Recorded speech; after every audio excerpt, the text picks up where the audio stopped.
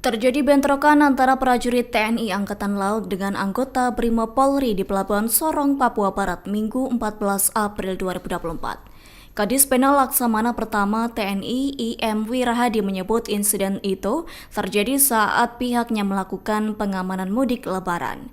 Kendati demikian, Wira belum menjelaskan lebih rinci terkait dugaan pemicu bentrokan antara anggota kedua prajurit tersebut. Seperti diketahui dari video yang beredar di media sosial, menunjukkan terjadi cekcok saling kejar antara anggota TNI berbaju loreng dengan sejumlah anggota Brimob di Pelabuhan Sorong. Akibat cekcok tersebut terlihat sejumlah prajurit TNI terkapar lantaran mengalami luka di bagian kepala. Sementara itu, beberapa anggota lainnya telah dievakuasi ke dalam gedung Pelindo.